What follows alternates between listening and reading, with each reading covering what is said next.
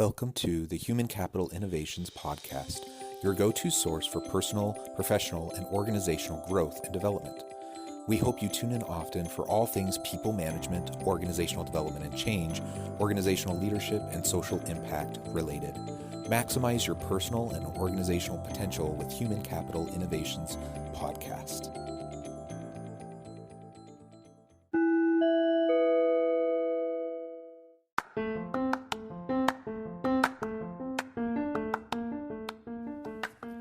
Welcome to the Human Capital Innovations Podcast. In this HCI podcast episode, I talk with Ash Beckham about 8 pillars of everyday leadership.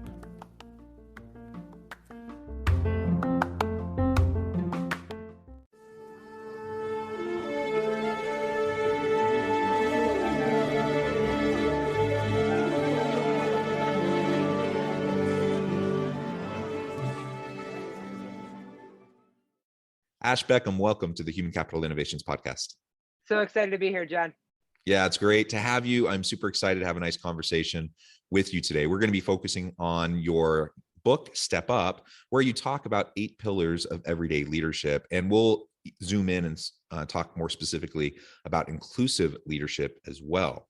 That's a really important topic. I'm super excited for the conversation and to pick your brain and get your insights and share your wisdom with my listeners. As we get started, I wanted to share Ash's bio with everybody. Ash Beckham is an inclusion activist whose TEDx talk, Coming Out of Your Closet, became a viral sensation. Her intrepid, relatable, and intrinsically comical style has made her an in-demand speaker, including events at Microsoft, Lockheed Martin, Bank of America, and the keynote for the first LGBTQ conference at Harvard University. For more information, you can visit her website at ashbeckham.com. Ash, anything else you would like to share with listeners by way of your background before we dive on into the conversation? Oh, I feel like the only thing would be I'm a parent of 2. We have a about to be 4-year-old and about to be 1-year-old. And I feel like if that doesn't teach you some of those pillars of leadership, like patience and humility, I think sometimes those are the best instructors. So as we go through, I think the important thing is when we think of leadership, that it isn't just something that we do at work, right? It's something that we explore in our everyday lives, and to see those opportunities wherever they are, I think is critical. Yeah, and so I like how you focus on everyday leadership. Certainly that includes self-leadership, that includes leadership in home and community, that includes leadership in the workplace as well. And these principles of leadership really do apply in all walks of life. And everyone is and should see themselves as a leader, as a person who can influence those around them, who can support and uplift those around them. And so, yeah, this is going to be a lot of fun as we tackle this. Now, as we get started, maybe you can outline for us first why the book Step Up, and then what are those 8 pillars that you focus on? Sure. Well, the reason that I wrote the book really was to level the playing field, I think, on accessibility to leadership. That the leadership is more of a disposition rather than a position. And so this is for anybody in a C-suite at a Fortune 100 company to the 10-year-old captain of the soccer team, right? That everybody has moments where they can lead, and it isn't based on the size of your budget line or how many direct reports you have, right? That we have opportunities every day, and it's almost as important in that indirect leadership space where it isn't somebody that we see every day or that follows us by the way the org chart is, but the people that see us when we hold the door for somebody else, when we help a colleague that's having some challenges, right? When we really step up into our lives and show up in the ways that we know we can. And the idea of stepping up is that there are these incremental steps, right? You don't take this like bounding leap because you get appointed to a new position or you have a revised job title, that all of a sudden you become a leader. It are these small things that we do every day, how we show up in our communities, how we show up with our families, how we show up with our friends, right? That it becomes a lifestyle. And so we focus on things, some people would consider some of them soft skills, but to me, it's integral. We're talking about leadership wherever you are in your life. And it's more of a toolkit than anything else, because the best leaders know what tools to use in the right situation, right? So I think, they say, when all you have is a hammer, everything looks like a nail. But when we find ourselves in these challenging situations, Do I need to show a little bit of courage, but also some grace? Is humility my best approach in this? How do I make the most of the situation and make every opportunity not only an opportunity for me to grow as a leader, but also the ability to bring people with me and to rise up to that higher level, to be the leader I want to be, and also set the framework where other people can do the same. So the pillars, the tools in the toolkit are empathy, responsibility, courage, grace, individuality, humility, patience, and authenticity. And again, they all work in concert, right? Sometimes you need a little bit of this and a little bit of that, depending on who you're speaking to,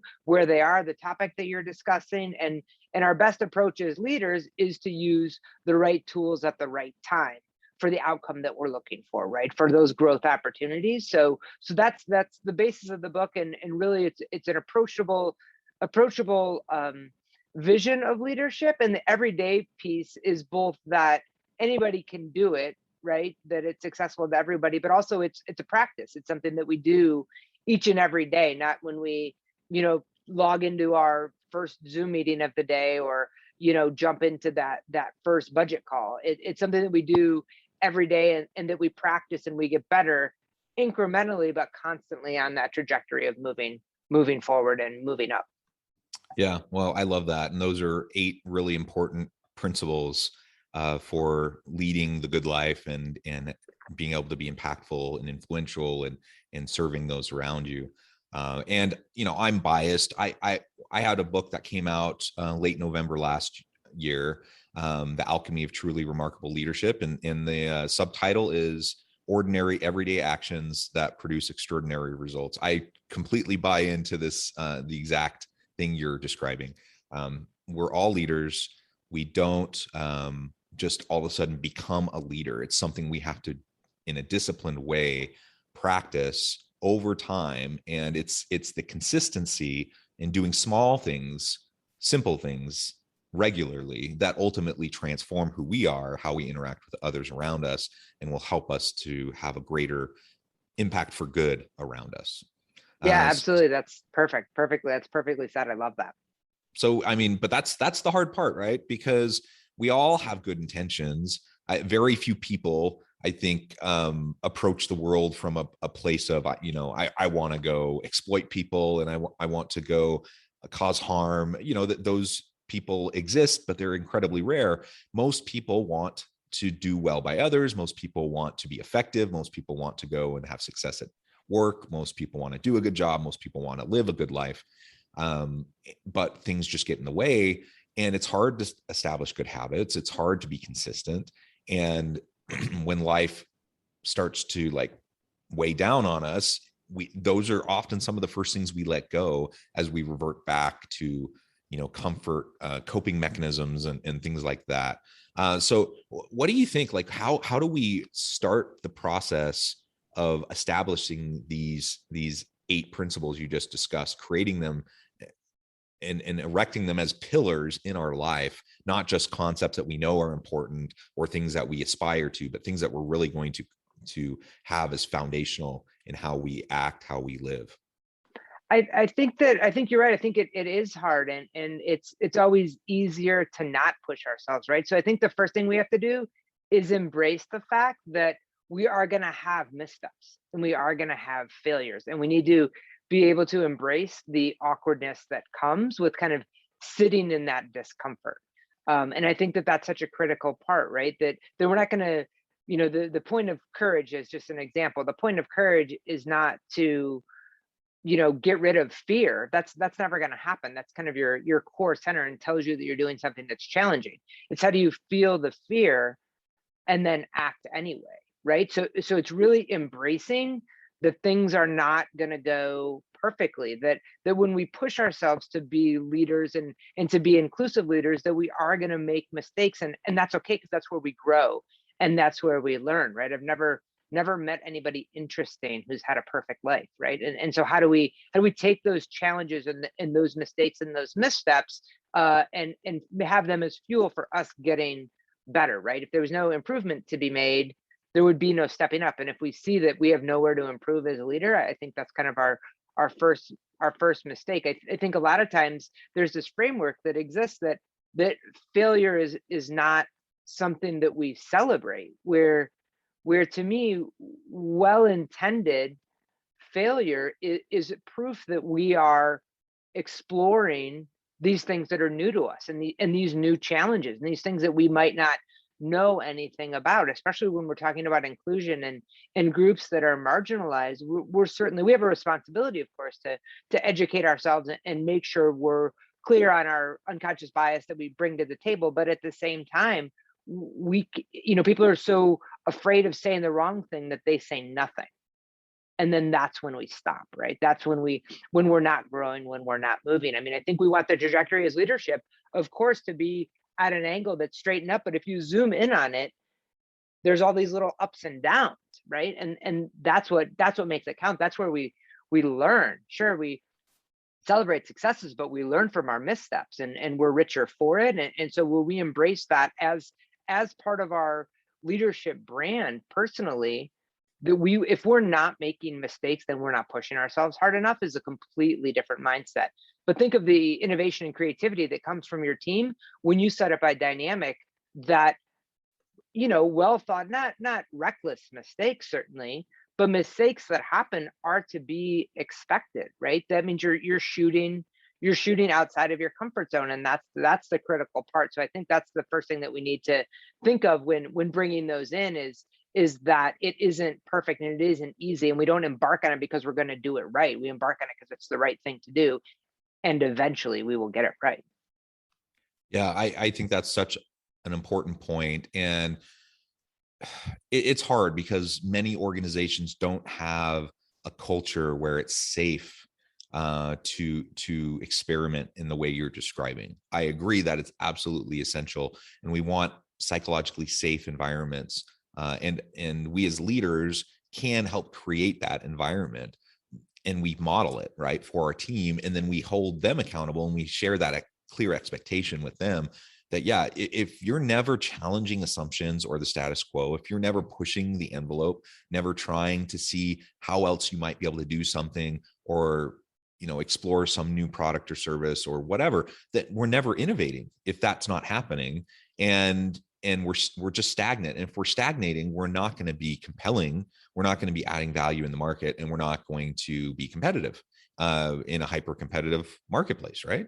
And so we have to have that environment. Yet many organizations, perhaps most organizations, aren't set up for that. They don't have that kind of a culture, and they actively thwart creativity and innovation through the layers of bureaucracy, through the types of sometimes subtle, sometimes very overt types of punishments for failure that can occur. And so people tend to play it safe in most cases. Most people will play it safe. They'll try to stay under the radar. They're going to try to, do as much as they need to stay safe and nothing more. And that's a recipe for long-term failure for any team, for any organization. So it starts with us modeling the healthy skepticism, modeling the iteration, modeling the experimentation, and encouraging it and applauding it when we see other people doing it, even when it doesn't work out.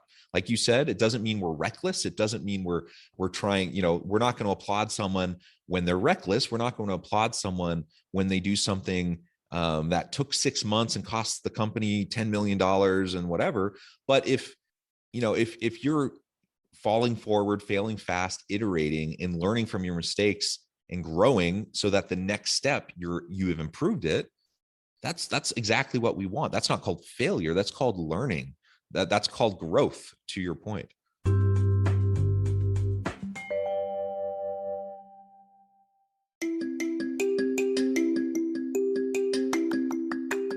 I'm excited to announce the publication of my new book from HCI Press, Bluer Than Indigo Leadership: The Journey of Becoming a Truly Remarkable Leader. Early in my adult life, I learned about an Asian proverb that translates as bluer than indigo. If you think about the color indigo, it is a brilliant, deep, and vibrant blue, what some would call the bluest of blues. To have something that is bluer than indigo is rare and truly remarkable. Contrary to popular myth, there is no one-size-fits-all or cookie-cutter approach to effective leadership. There's no silver bullet, no secret sauce, no go-to model that will solve all of our problems. The truth is, great leaders have all had their unique strengths and flaws, and have all had to discover and then pave their own distinctive path in their life's journey to fulfill their leadership potential. Bluer than indigo leadership will help you discover your own path and explore those ordinary, everyday actions that will help you respond to an uncertain future and produce extraordinary results for individuals, teams, and organizations.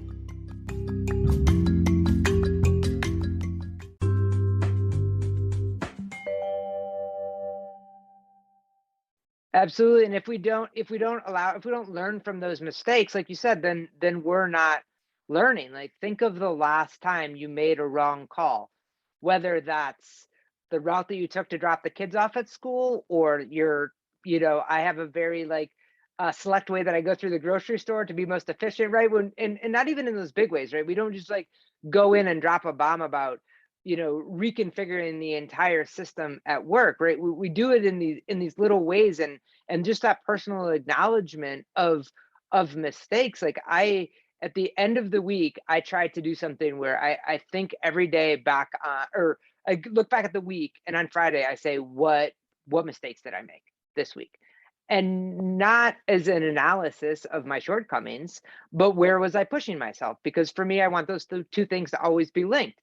And if I didn't make any mistakes, then what did I miss? Right? Where then I go back and look at the opportunities where I could have pushed a little bit farther, right? Like, it's this constant self accountability. And then in a perfect world, this peer accountability that exists where we really kind of force ourselves to do that, and that exposure to discomfort, that exposure to staying in the awkwardness that happens. We want to create this environment where people can bring their full ideas, and sometimes that's awkward and you have disagreements, but when you have this baseline of respect, the innovation just goes through the roof. And back to what you were saying earlier, we think about ourselves individually, but we have to think, again, like you said, of the organization as a competitive space in the marketplace. If we're not innovating, not only is that challenging to us at all, but if we aren't creating cultures of inclusion, we're at a competitive disadvantage in recruitment and retention, because that's what people want, right? They want that full expression.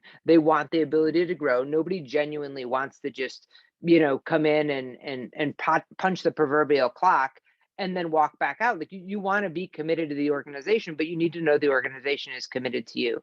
And this doesn't happen necessarily overnight, but you can be a leader of one, right? Like, how do you get, they can just be peer colleagues, and you can brainstorm about new and innovative ideas and then present them to at the monthly meeting that you have with your team, right? That creates an environment where somebody brings one good idea, right? And so we are the ability to create that. We don't wait for our leaders or this to be this kind of top down dictate of how things happen within the organization. How do we create a sense of belonging and vulnerability and honesty and transparency and belonging within our own team, whomever that may be, right? And again, we push our boundaries. We can push our boundaries in places that are safer than challenging the status quo at work to begin, but there's this perpetual confidence that comes from that push, that comes from your ability to sit in the discomfort, that comes from that really is about your growth. And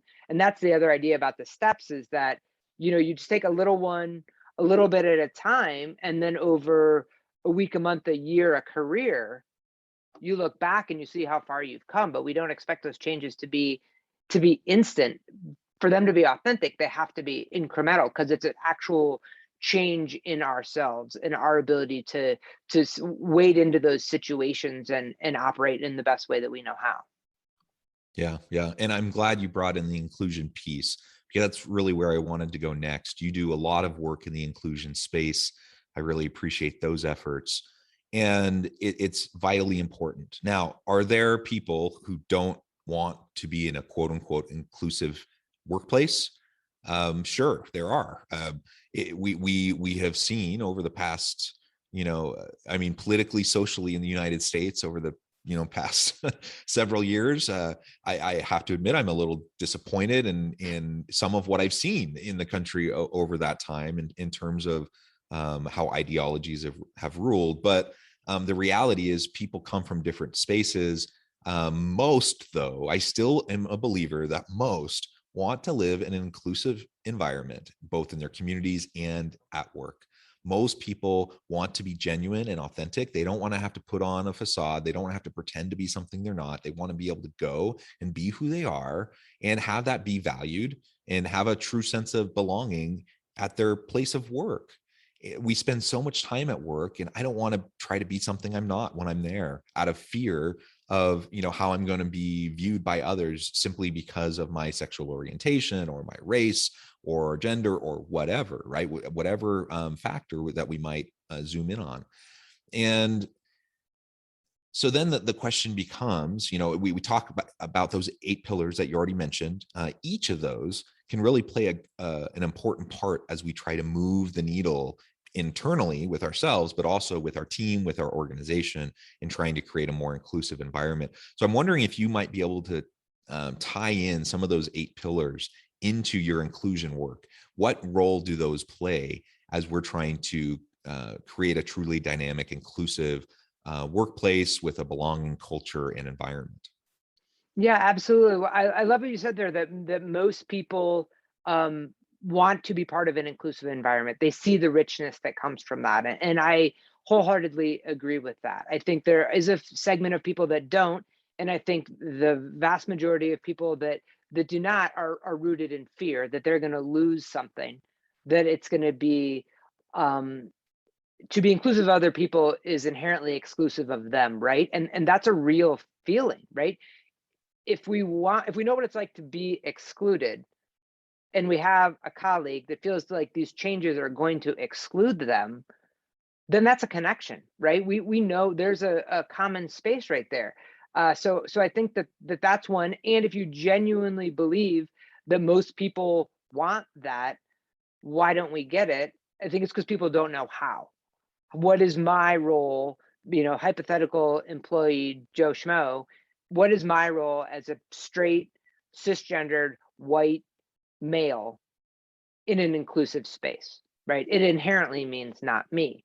So our role as leaders, our role as advocates is that when we mean inclusion, we mean everyone, not just the people that agree with us, not just the people that are also marginalized or defined in a marginalized group. We are inclusive of everyone. And the first way to bridge that gap is empathy, right? That we know what it feels like to not belong. And this person is now fearful that they won't belong if these changes happen, that there won't be a place for them there, right? So how do we connect on where that comes from? How do we connect on they're afraid they're going to say the wrong thing and then be tagged as a racist, misogynist, homophobe, right? Or whatever that is. So how do we see ourselves as allies to aspiring allies, right? How do we have a safe space to have those conversations where somebody may say something that's offensive? We know their intentions are right. We know they're trying to learn. We maintain a dialogue where we can continually have those conversations, because then that not only empowers us as a leader and as a resource, but also empowers that person as an ally. And I don't think we can understate the importance of allyship, because now that person is somebody that somebody can ask an awkward question to. It no longer becomes my responsibility to be the instructor for all things LGBTQ, right? When allies exist and they're empowered, it's easy to say, hey, I thought the same thing once, and here's the book I read. Here's the conversation I had with Ash. Here's what I did to change my mind around that space, right? So I think that's critical. And so that kind of goes into the next one, right? So we start with empathy to really meet people where they are, trust in their good intentions, and not have an expectation that they walk that journey alone, that we're here to help them through that as a leader. And then the second, the next piece is also responsibility. And if I want to be an ally, I have to know what people need from me, not necessarily what my strong suits are, but what are the people that I'm standing up for need from me? When I started to do, when I became more outspoken and more of an advocate in my own life around LGBTQ issues, I got very comfortable on my soapbox relative to myself, but then had friends who I worked with who were undocumented, saw them in a situation in a grocery store where they were having somebody's giving them a hard time. And so I kind of sprung into activist mode and jumped up and created this big scene.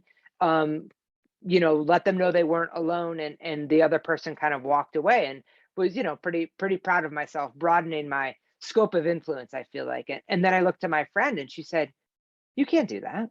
Like, what if that would have escalated to the point where people would have come? I'm not undocumented. My family's undocumented. Like, how could you do that to me?" And I went from hero to goat very quickly, right? And so we need to know, we have our responsibility to know where we can help, where we can advocate, where we can use our privilege, my privilege being nothing bad was going to happen to me in that situation, to be most effective for people that need it, right? So I think there's a responsibility to self-educate, and then to spread the word when we start to learn. And then we can, you can go into courage and grace, and all these things build on each other, Yeah. but they become the core of what we do. Yeah. I love that. And I appreciate the grace that you're providing in the effort to bring along allies. And I definitely, I'm a straight cisgendered white dude. So I have all the privileges, and I try to be an ally, but I know, and I'm positive that I put my foot in my mouth sometimes, despite my best intentions. And there have been times where people have been super generous to that, and they just helped me understand what I said and why, it wasn't the greatest thing. But I've had other times where people have dogpiled on me because of a misstep. And so their unwillingness to grant me a little bit of compassion, or being a little patient with me as I was trying to figure out the right way to express what I was thinking. That just, all that did was cause me to disengage in that moment, and it took a while for me to choose to re-engage, because of the fear. And so if we can try to open up space for people to come along the journey with us, that's going to be really, really important. That's part of what leadership is, right? That we're leading the way, we're guiding the way, and helping people along the way as well. Well, Absolutely. Ash, And it's, go go ahead. ahead. Sorry. No, go No, ahead. I was just going to say, and it's always those trusted relationships, right? If you and I have a connection that has nothing to do with diversity, right? But we have a connection about our kids, or we have a connection about what other things are happening in our lives. Like, when we have that connection, that space for grace is significantly improved, because I know you. And I was like, well, John, I mean, he said that was kind of goofy. It's more like I'm going to you and being like, you got something in your teeth, right? It's like that Right. broccoli in the teeth moment, right? It's I'm here to help you, to tell you something that's a little bit awkward, but you would want to know. And as friends, I'm going to tell you. There's also Yep. times when you just call people out in the moment, because it dictates that, that kind of language is not used in our conversations on our work team, period, and stop. You know what I mean? Like, that's it. But there's so many more times when we can call people in, when we can say, hey, I know you said this might have been what you meant.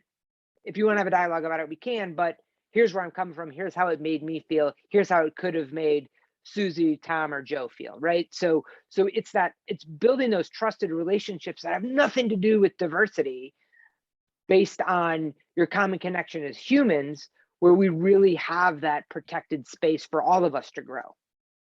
Yeah, I love it. Ash, it has just been a real pleasure. I'm noting the time. It has flown by. I need to let you get on with your busy day, but I appreciate all of the wisdom, the insights that you've provided and shared with me and my listeners. Before we part today, I wanted to give you a chance to share with listeners how they can get connected with you, find out more about your work, find out more about your team, and then give us the final word on the topic for today. Yeah, absolutely. So you can go to my website, which is just ashbeckham.com. I'm on Twitter at Ash Beckham. Facebook is the same. LinkedIn's the same. And then Instagram is at the Ash Beckham. I love connecting with people and having conversations about where they are and where they want to go. So I would encourage anybody to reach out. And I guess my last thought on that idea of inclusive leadership is, do something today that scares you. Do something today that makes you uncomfortable. Not wildly uncomfortable, just something different than you had done in the past. I think if we want change, we have to be willing to change. And change is uncomfortable and awkward, but we get used to it when we start doing it. So do something that makes you a little bit uncomfortable, and then see what happens the next day, right? And build on that tomorrow. I love it. I love it. Ash, thank you so much. It's been a pleasure. I encourage listeners to reach out and get connected. And as always, I hope everyone can stay healthy and safe, that you can find meaning and purpose at work each and every day. And I hope you all have a great week.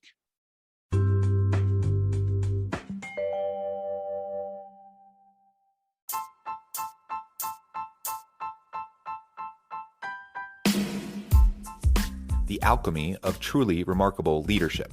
Ordinary, everyday actions that produce extraordinary results. Consider how the nature of work has shifted over the past 50 years.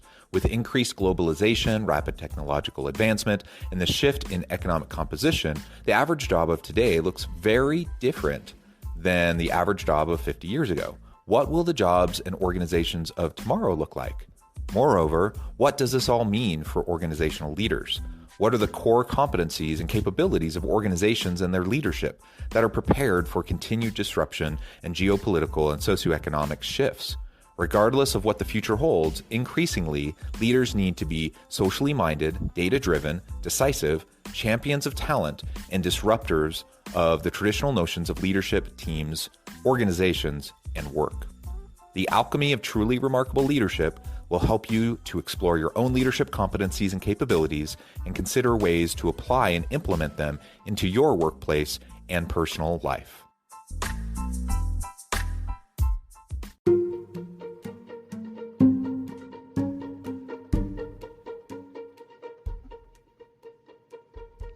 Check out Human Capital Innovations magazine, Human Capital Leadership. Human Capital Leadership is a free, interactive e-magazine with the mission to help individuals, leaders, and organizations find innovative approaches to maximize their human capital potential. We publish issues quarterly in August, November, February, and May. Take a look at the latest issue and let us know what you think.